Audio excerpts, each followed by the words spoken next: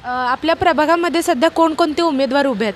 आता भारतीय जनता पार्टीच्या वतीने ह्या प्रभागामध्ये सर्वसाधारण पुरुषमधून रणजित दिलीप लायकर, चंद्रकांत विष्णू शेळके, महिला सर्वसाधारणमधून शशिकला म्हाळसाकांत कवडे आणि महिला ओबीसीमधून रुपाली आनंद सातपुते ह्या ठिकाणी उमेदवारी म्हणून या भारतीय जनता पार्टीच्या वतीनं उभे आहेत.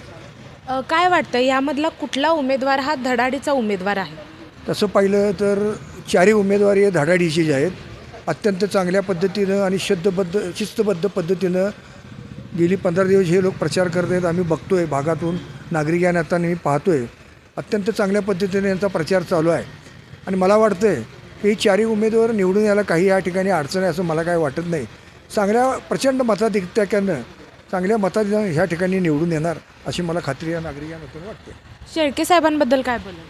शेळके साहेब म्हणजे एक तरुण कार्यकर्ता.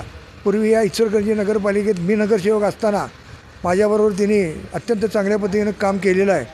एक चांगलं संघटन बांधणारा एक कार्यकर्ता म्हणून या इचलकरंजी शहरामध्ये चंद्रकांत विष्णू शेळके यांच्याकडे बघितलं जातं आहे.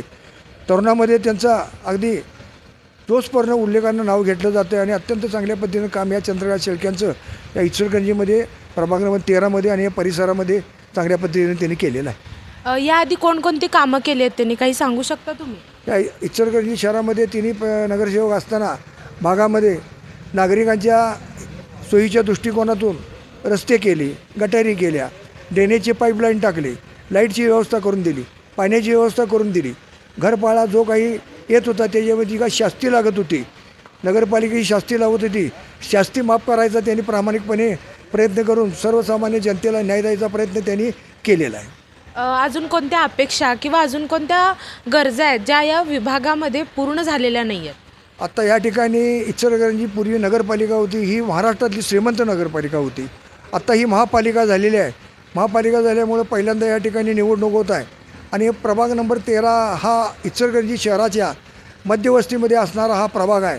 या ठिकाणी सर्वसामान्य कारखानदार असतील, राजस्थानी समाज असेल, देवांकुटी समाज असेल, परत झोपडपट्टीचा 1-2 झोपडपट्टी याच्यामध्ये आहेत.